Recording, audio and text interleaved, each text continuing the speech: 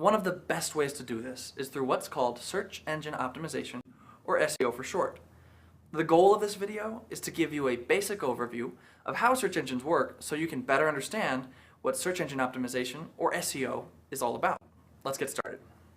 As of today, there are over 130 million registered websites out there on the internet.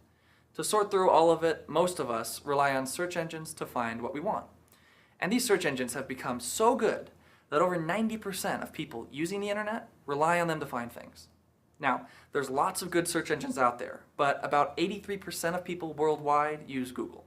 So that's what we'll use in this video. Just keep in mind, the concepts we're discussing apply to all the other search engines too. When you search for something with Google, you get back a results page, and there's lots of stuff on it. This shows you how many websites Google found that are probably relevant to what you're looking for. Here, companies can pay Google to place ads for when people search for particular things. But this is the section most people care about. It's the actual results list, which is just a list of websites that are most likely to contain what you're looking for.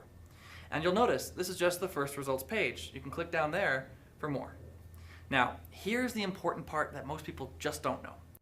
Over 94% of people that use Google only click results on this first page. If they don't find what they're looking for, they usually don't bother clicking on subsequent result pages. Instead, they typically prefer to just adjust their search terms and start from scratch. And of those people who do click on that first page, most only click in what's sometimes referred to as the golden triangle, or top 3 or so results. In fact, about 63% of people just click right in there. This is why optimizing your website for search engines or doing SEO is so important. When people search for something that's relevant to them and they see your website in their search results, they're going to click and visit your page. And these aren't just any visitors. These are people that are looking for exactly what you offer. So, of anyone, they're the most likely to convert into customers and subscribers, etc. But if your website isn't showing up towards the top 3 results or so, or if it isn't even on the first page, it's almost like your website doesn't exist. No one can even find it.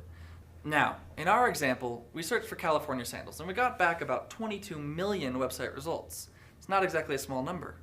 Have you ever wondered why some websites show up on this first page and others are stuck way down at the bottom of the pile?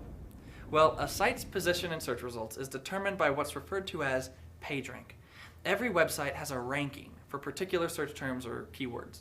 In the beginning, the first search engines worked by tracking all the words on web pages.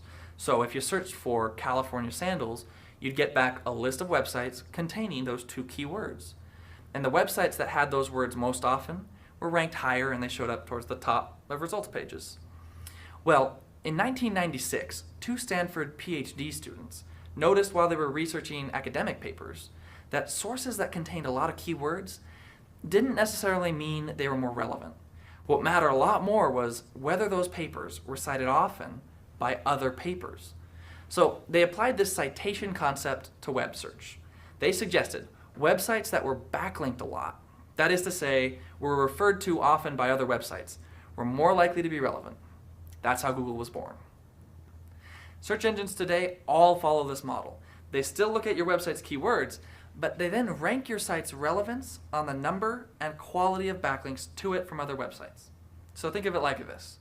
Keywords lets Google see your site and know what it's about. Backlinks determine how much Google trusts your site to be relevant. So keywords are important because they tell Google you're out there, but backlinks move your website up the food chain. That's why the search results you see are called organic or natural results. They're constantly changing based on what people actually do out there on the web. Unsurprisingly, as there are these 2 aspects to how search engines find and rank pages, there are 2 corresponding components to SEO. First is the on-site component.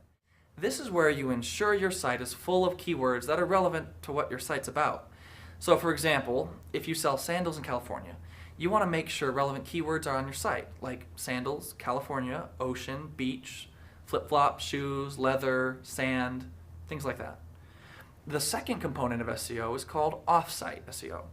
This is where you work to create backlinks to your website that originate from other sources. Links to your site can be created using articles, social media, blog posts, discussion boards, and so on. But keep this in mind. The more influential or legitimate the website is that links back to you, the more effect that backlink from that site is going to have on your search result ranking. So that's it. SEO is super important because it helps you move to the top of relevant search results. And since almost everyone relies heavily on search engines to find anything online, SEO is the most effective way to increase traffic to your site. Good SEO takes time, so the sooner you start, the sooner you move up the results ladder.